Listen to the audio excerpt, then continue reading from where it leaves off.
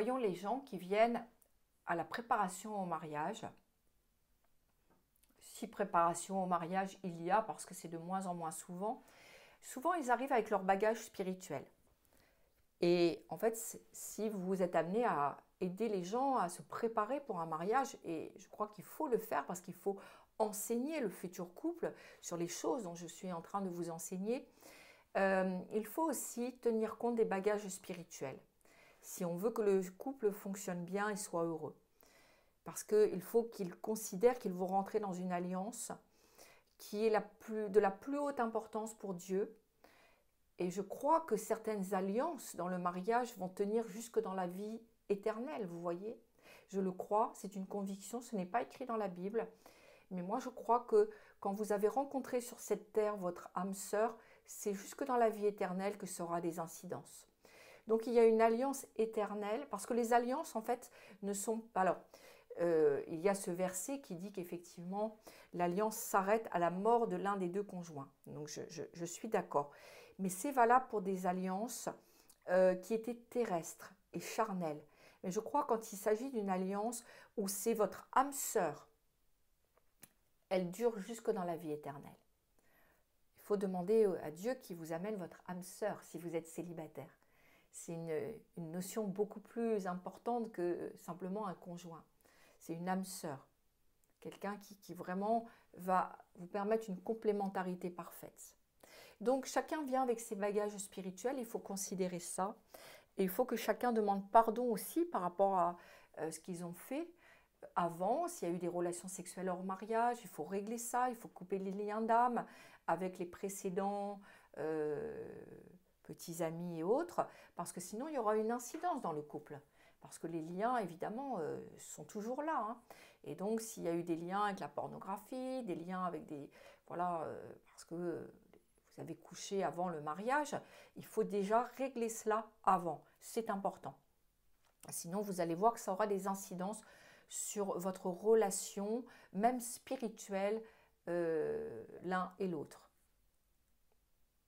Donc, c'est un scanner spirituel qu'il faut faire. Hein. Et voilà, il faut prendre son temps, couper les liens, demander pardon au Seigneur et confesser ses péchés. Dieu est fidèle et juste pour vous pardonner. Donc, il faut le faire devant un conseiller, par exemple. Si l'un des deux a été dans la pornographie, il y a beaucoup de liens impurs, iniques qui demeurent. S'il y a eu des abus sexuels, s'il y a eu des attouchements, toutes ces choses, il faut vraiment faire du ménage si vous voulez que votre couple fonctionne. Le mariage, c'est une relation, donc je l'ai dit et redit, basée sur l'alliance. Israël avait commencé à considérer le mariage, nous le voyons dans la parole de Dieu, comme une relation dans laquelle, en fait, ils pouvaient mettre leurs propres standards et une relation qu'ils étaient libres d'initialiser et ils pouvaient aussi y mettre un terme. Et Dieu rappelle, dans la parole de Dieu, dans l'Ancien Testament, il nous rappelle que sa vue du mariage est tout à fait différente. Que ce n'est pas une vue humaine, et comme Dieu ne change pas, on peut considérer que voilà, Dieu ne voit pas le mariage comme nous on le voit. Et le secret du mariage, c'est cette fameuse alliance. Alliance entre deux personnes. Et Dieu est au centre du mariage. Et si le secret de l'alliance est oublié, le mariage va perdre sa composante sainte et spirituelle, qui en fait sa stabilité et sa force. Et ça n'exclut pas qu'on a des efforts à faire dans le mariage. On doit travailler à s'attacher l'un à l'autre jusqu'à ce que l'attachement soit extrêmement fort et que plus rien ni personne ne puisse vous détacher. Donc le premier travail, c'est de régler les problèmes spirituels avant, chose que certains d'entre vous font et c'est très très bien puisque vous êtes là, donc je suppose que vous le faites. Et Dieu voit ça aussi et Dieu va vous bénir. Parce que Dieu cherche comment bénir. Et Dieu voit que, voilà, vous êtes peut-être pour certains candidats au mariage, mais il voit aussi que vous y travaillez. Donc ça, c'est important. Il y a une préparation pour le mariage qui est nécessaire. Donc vous savez que de toute manière, nos racines sont hébraïques. Et dans le texte hébreu, on va trouver la signification de ce qu'est l'alliance. Donc Genèse 17, 7 dit « J'établirai mon alliance entre moi et toi et tes descendants après toi selon leur génération. » Ce sera une alliance perpétuelle en vertu de laquelle je serai ton Dieu et celui de ta postérité après toi. Dieu dit à Abraham, toi, tu garderas mon alliance, toi et tes descendants après toi, selon leur génération. C'est ici mon alliance que vous garderez entre moi et vous, et ta postérité après toi. Tout mâle parmi vous sera circoncis. Vous vous circoncirez, et ce sera un signe d'alliance entre moi et vous.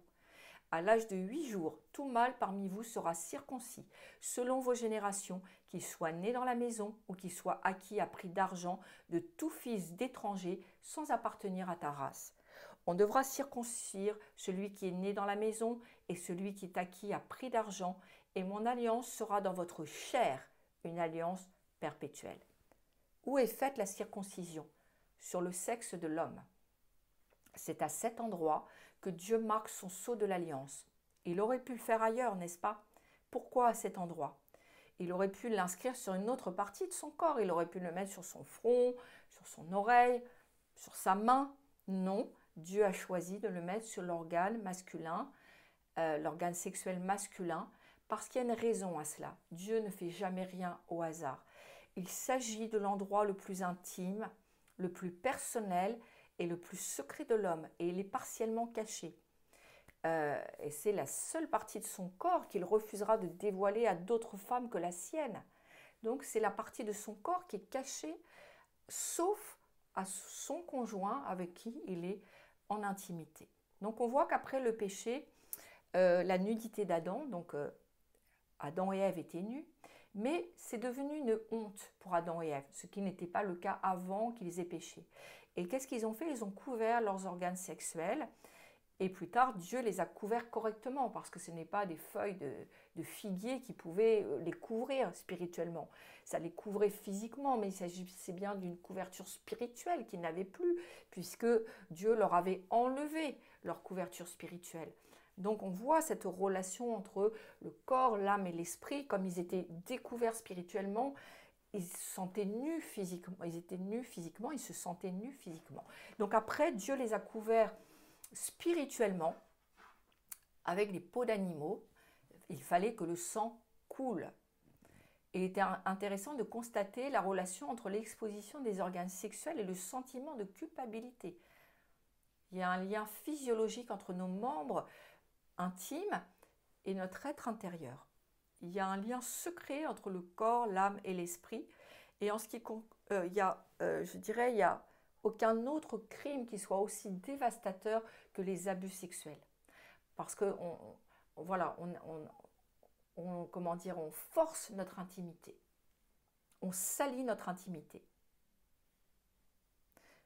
Donc on n'est pas juif, il ne s'agit pas de judaïser et de se faire circoncire, ce n'est pas du tout ça. Mais cette histoire du peuple d'Israël est là pour nous laisser des symboles importants.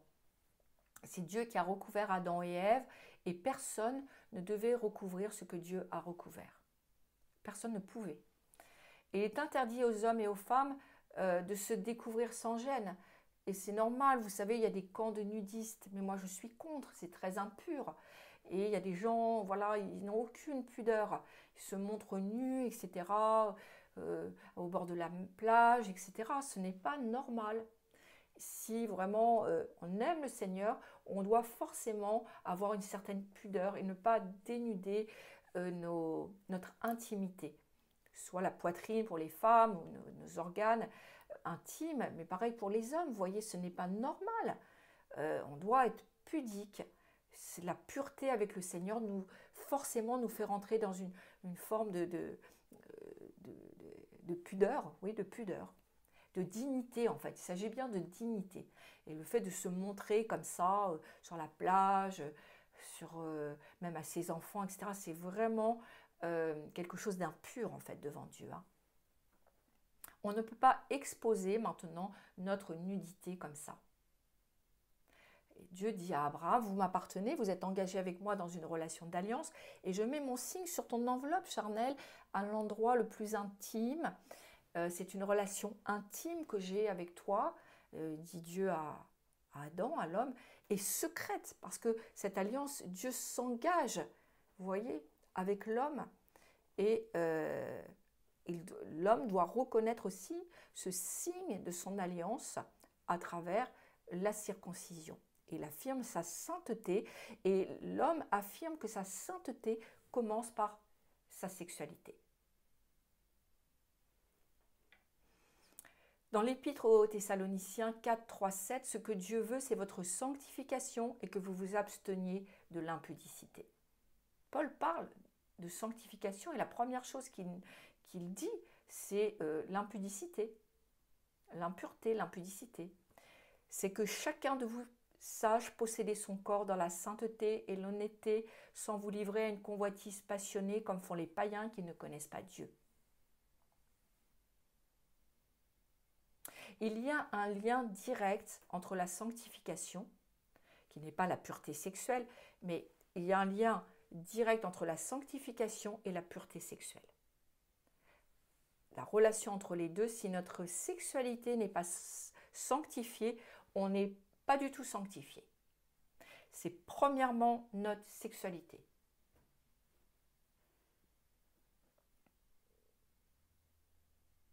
Alors, on n'affirme pas du tout que l'homme doit être circoncis, vous avez bien compris. Hein. Non, mais ce rituel ancien testamentaire et juif nous montre quelque chose d'important. C'est que voilà, la sanctification commence par cet endroit de nos vies, de nos corps, qui est notre intimité sexuelle. Donc, aujourd'hui, ce que Dieu cherche, c'est la circoncision du cœur. D'accord ? Sous la grâce, c'est la circoncision du cœur.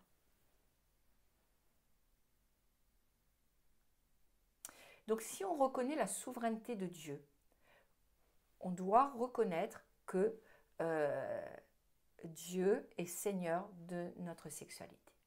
Et on ne peut pas l'utiliser comme on veut.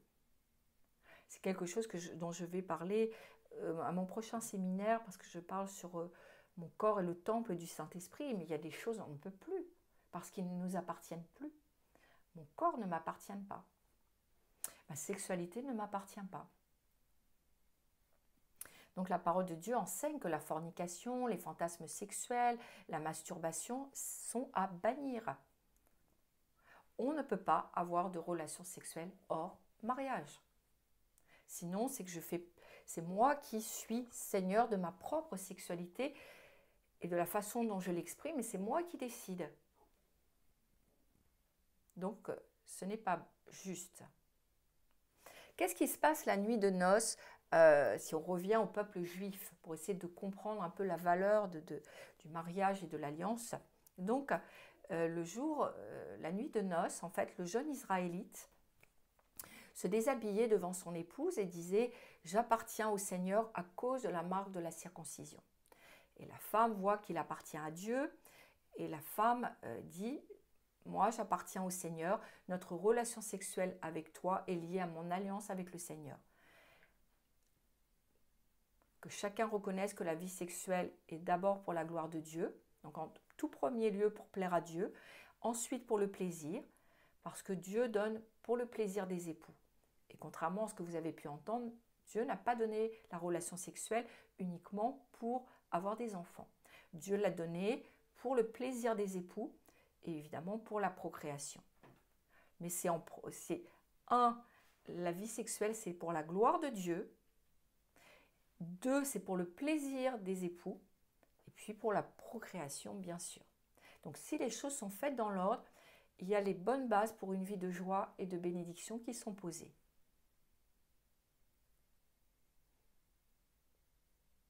Donc un jeune chrétien ou quelqu'un qui va faire mauvais usage de sa sexualité, il va se trouver lié spirituellement. Il sera aveuglé et emprisonné par des esprits de luxure, d'impureté, de mort, puisque l'esprit est forcément contaminé. Hein. Alors, les alliances dans l'Ancien Testament sont toujours scellées avec le sang, d'accord ? À chaque fois que vous voyez une alliance, c'était scellé avec le sang, parce que sans effusion de sang, il n'y a point de pardon. Et toutes les alliances sont faites, avec le sang, à l'exception de la première alliance avec Adam. Quand il était innocent, évidemment, il n'y en avait pas besoin. Mais depuis, en fait, que l'homme a chuté, à chaque fois qu'il y a alliance, afin que ce soit parfait, il faut que le sang coule. Et l'alliance du mariage doit être scellée avec le sang. Dieu a créé la femme de manière à ce qu'elle verse du sang lors de son premier rapport sexuel. L'hymen est rompu et le sang est répandu sur l'organe masculin, l'organe sexuel masculin. Et c'est à ce moment-là qu'il y a alliance pour Dieu. Ce n'est pas un hasard, Dieu l'a prévu comme un sceau de l'alliance. Il met l'accent sur la sainteté et l'exclusivité de l'acte sexuel. Alors ces choses n'ont jamais été enseignées, vous pensez bien, dans l'Église et encore moins dans le monde. Mais Dieu veut restaurer cela aujourd'hui. Voilà, et dire non, ne vous essayez pas comme ça à coucher, il faut que les jeunes entendent ces choses. Parce que c'est tellement beau quand il y a ces faits comme ça, il y a une telle bénédiction qui est répandue sur le couple, que c'est extraordinaire. Il y a une grâce extraordinaire quand c'est fait dans ces règles-là. Alors, si on voit un peu chez les anglo-saxons, j'aime bien, je trouve ça très beau la façon dont ils font, parce que vous savez qu'ils sont un peu plus protestants que catholiques. Et en fait, lors de la cérémonie, la question est posée, comme ça, tout haut, qui donne la jeune fille pour être mariée? Et le père de la future mariée répond, moi je la donne. Et il libère sa fille pour son futur mari. Et ça, c'est très très spirituel en fait.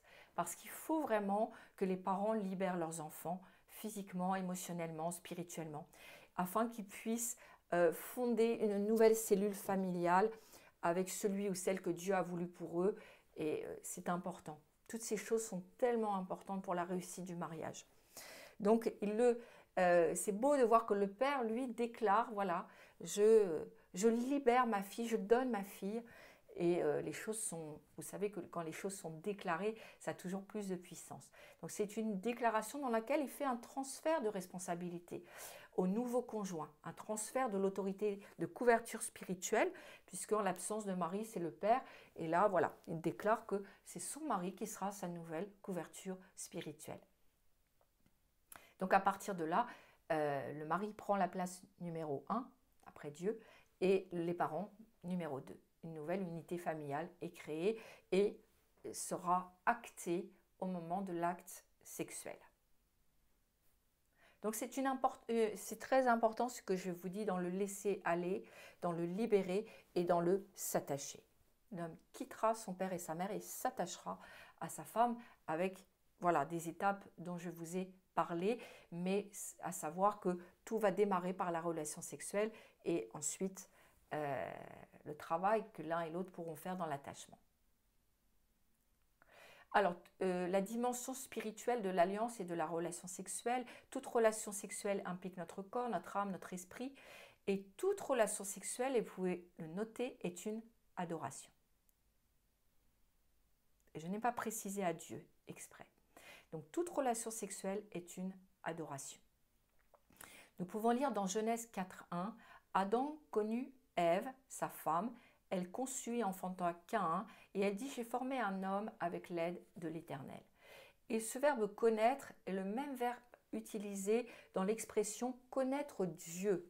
Ce verbe d'action sous-entend une relation d'esprit à esprit. C'est le même verbe qui est employé. Dieu est esprit, il faut que ceux qui l'adorent, l'adorent en esprit et en vérité.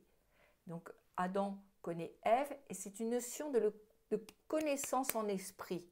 Parce que je vous rappelle que nous sommes avant tout des êtres spirituels et c'est au moment où il y a cette relation sexuelle qu'il y a une connaissance spirituelle qui s'établit entre l'homme et la femme.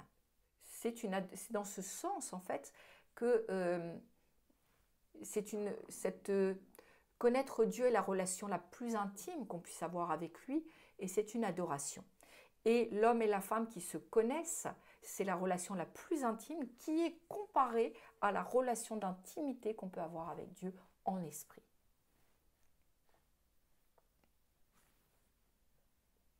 Et quand il est question que David coucha avec Bathséba, ce n'est pas du tout le même terme. Là, ce n'est pas du tout le même terme qui est employée. On n'a pas cette connaissance comme ça spirituelle.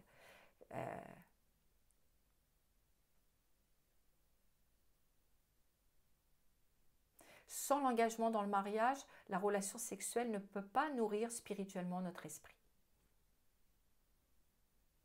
Donc, quand il y a acte sexuel, les deux personnes deviennent une dans le sens où elles sont entremêlées, esprit, âme et corps, mais dans le sens aussi où les fluides sont mélangés et surtout, parce que vous savez que tout est une histoire de sang, le sang est mélangé.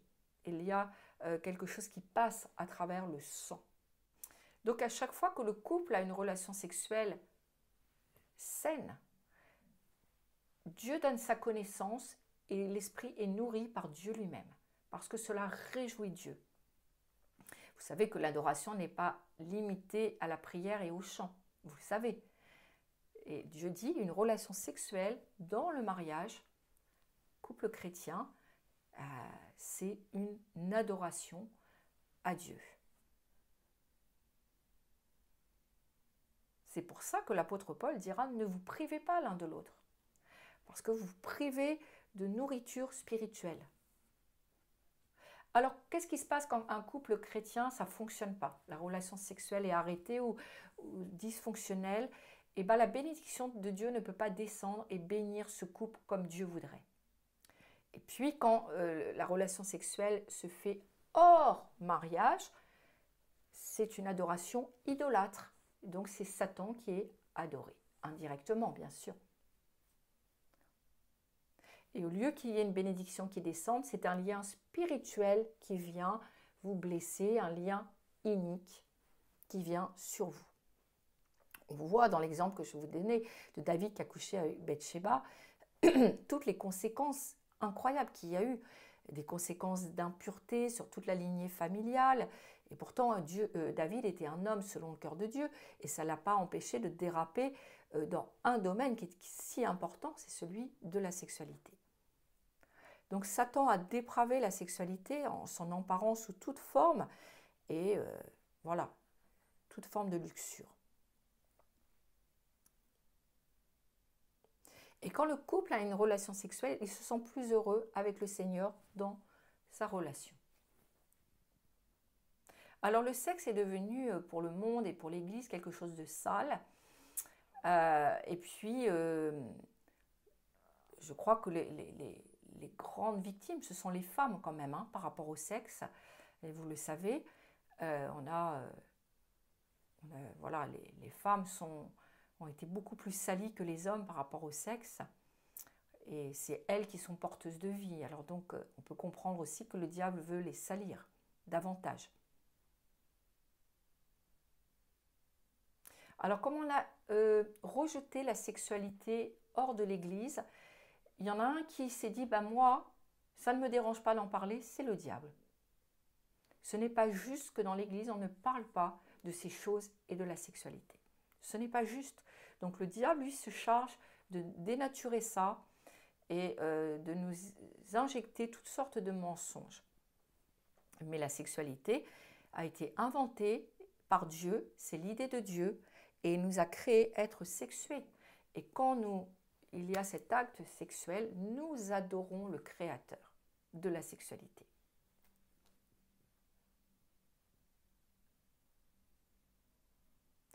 Et on a même vu à travers la relation sexuelle que Dieu reconstruit des couples. Dieu restaure les couples. Il y a des choses, parce que comme c'est spirituel, Dieu vraiment restaure en profondeur les couples qui, voilà, on prenne ça au sérieux et disent oui, si l'apôtre nous dit de ne pas se priver l'un de l'autre, que le corps est un don pour l'autre, je le rappelle encore, c'est qu'il y a, et que c'est un mystère, donc dans chaque mystère il y a une puissance.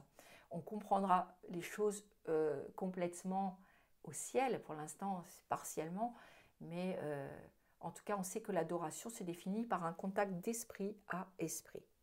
C'est comme si en fait l'esprit de l'homme et de la femme sont en contact et à ce moment-là, comme il y a un contact spirituel, la bénédiction de Dieu descend et Dieu nourrit l'esprit de l'un et de l'autre et il y a une grâce répandue sur le couple à ce moment-là. Alors, vous savez que si ce n'était pas si puissant, l'acte sexuel, les, les satanistes, les adeptes du paganisme, voilà, il y a tellement de rites de prostitution, ou voilà, des rites où il y a des relations sexuelles au milieu, hein, et on les met en connexion avec la puissance divine démoniaque. Mais il y a des relations sexuelles dans toutes ces choses infâmes et sataniques, diaboliques. Il y a toujours ce rituel sexuel qui intervient sur des autels, hein, sur des hauts lieux d'adoration. Alors évidemment, c'est extrêmement satanique, mais ça lie les gens énormément.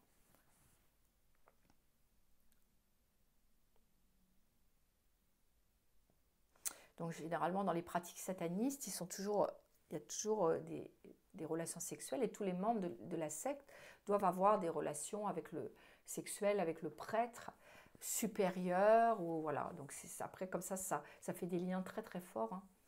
Et elles sont contrôlées par les démons après, les personnes. Il y a des puissances démoniaques qui descendent à ce moment-là. Alors déjà, pourquoi est-ce que nous péchons sexuellement? Pourquoi nous péchons sexuellement? Déjà parce que nos désirs sexuels sont puissants, et parce que c'est pour notre plaisir. Donc généralement, c'est quelque chose de très fort, hein, les pulsions sexuelles, etc. Et puis que Dieu a mis en nous le besoin de l'autre. Donc la femme, elle a besoin de tendresse, d'attention, d'affection, de contact physique, compliments, les petits cadeaux. La femme, c'est une aide, et elle a besoin aussi qu'on fasse attention à elle. L'homme a besoin d'encouragement, d'appréciation, de respect, d'admiration, d'honneur. Et voilà, un homme, le mépris, ça le détruit, la critique, ça le détruit. Et l'homme, c'est la protection, la couverture spirituelle de sa femme. Et une femme peut détruire son couple et détruire son mari à cause des critiques, de l'humiliation, du manque d'encouragement et d'admiration. Elle peut le détruire, vous voyez.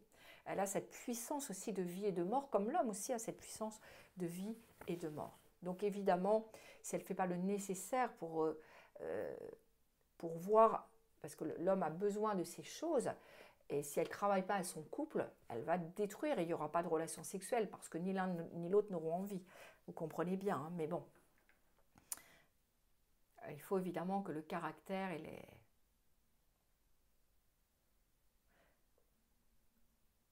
Alors, les choses que la Bible interdit, j'y viens. Donc là, elle interdit la fornication.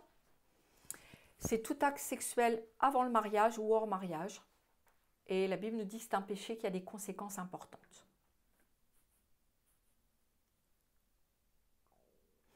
C'est le vol de la virginité de la femme.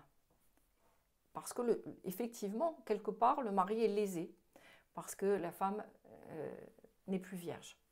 Donc, il lui manque quelque chose, et c'est incomplet. Il manquera toujours quelque chose qu'on ne pourra jamais récupérer, hein, c'est la virginité. Et c'est tellement précieux de pouvoir donner à l'homme de votre vie votre virginité, quoi. Mais bon, ne vous inquiétez pas, Dieu restaure. Il restaure peut-être pas l'hymen, mais il restaure quelque part à travers la sanctification. Alors, donc la fornication, évidemment, vous la trouverez employée dans les sectes pour lier les gens au gourou, pour faire descendre aussi les démons dans la vie des gens.